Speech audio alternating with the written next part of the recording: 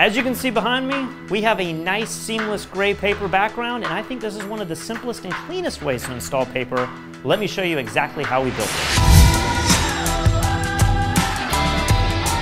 If you've been following us, then you know we installed these sound blankets behind us to help with the reverb in this room, but this is not gonna work for a photo studio. Now, we have 3 rolls of paper from Savage, but there's a lot of different ways to install them. Now, the absolute cleanest way would be to install an electronic roller system into the ceiling. We actually did that in our last studio, and it was a huge pain in the butt. There's no way I'm doing that again, and because we're renting this house, our landlord would probably kill us. Now, most photographers probably use background stands with a crossbar. These kind of look like light stands. Unfortunately, these take up a ton of space in the studio, and they're a trip hazard. That's not how this happened, though.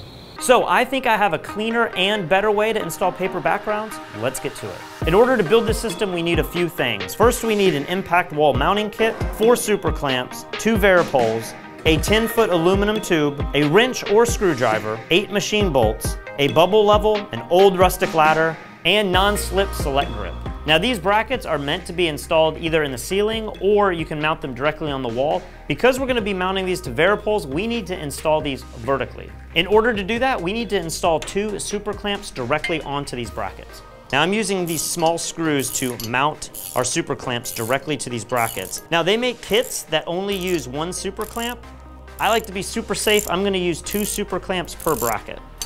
Now that we have this all set, let's talk about the Varipoles. This is a Varipole, and this is basically a simplified version of a light stand, and the way this works is it uses pressure to squeeze itself between the floor and the ceiling. Let me show you how this can be installed. Now, in order to install our Varipole, we need to have one of these rollers to see how far off the wall we need to place it. So I'm simply going to use this as a guide, and basically this is gonna connect right here where there's this little node. And it looks like our Varipole needs to be about 8 inches off of the wall. And of course, the best part of this whole system is it takes up almost no floor space. Now, the way the Varipole works is you open this lever, and then this allows you to raise the middle column up into the ceiling. And then once you have this actually touching the ceiling, you're simply gonna pull the lever down to lock it in place. Now, before I lock this into place, I'm gonna use this level to get this absolutely perfect.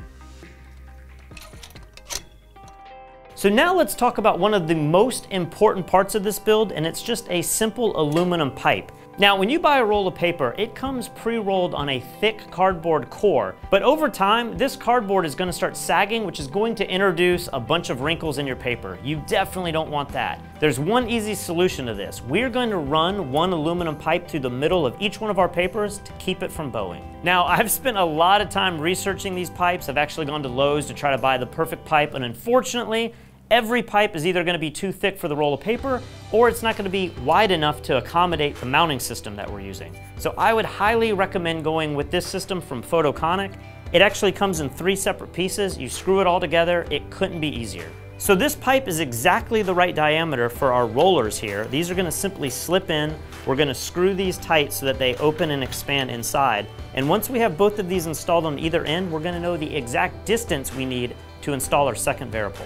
Now, for simplicity, I went ahead and mounted our first bracket on the ground so that I could measure out exactly where our second pole needs to go. Once we figure out this measurement, we're gonna be able to raise everything up so that we can mount our paper as high to the ceiling as possible. All right, so now that we have this measured out perfectly, I know our Varipole needs to go exactly right here.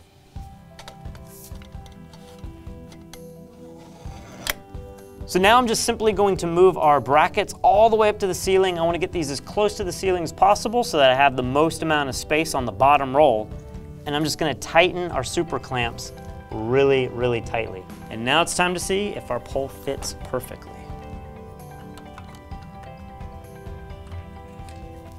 Look at that. Okay, so everything fits. Let's take this pole down and run it through our paper. So this aluminum rod just fits nicely into our ream of paper. And you'll notice there's actually a little gap here. We need to take care of that because if we get this installed and then roll our paper down, when we go to roll it back up, this metal rod is just gonna spin freely and we're not gonna get the friction we need to roll the paper back up. I've found there's one easy solution for this. Next, I'm gonna add Easy Liner Select Grip to the aluminum pole so that it doesn't slip inside the ream of paper. So we got the first roll of white paper up. Let's get our second roll and repeat the exact same process. So for the final step, we just have to add this little chain to our gear so that we can roll the paper up and down. And before we actually mount this chain, we're gonna install our counterweight. This is gonna prevent our roll of paper from flying down. And this just fits right over the gear like that. And then on the end of the chain, you can just snap this into place. So now that we got everything working as it should, we can easily just pull this down. And just like that, we turned our ugly sound blankets into a nice, seamless paper backdrop. I want to give a big thanks to Savage for donating these rolls of paper. We've been using Savage paper and vinyl backdrops for years now. If you want to see all the different colors that they create and all the different sizes that they offer, head to the description, check out the link to Savage, as well as all of the other materials that we use to do this build. For more content like this, head over to fstoppers.com. Make sure you subscribe to our YouTube channel for more free videos every week. And if you want to learn from some of the best photographers in the world, head over to fstoppers.com/store where you can check out our full-length tutorials.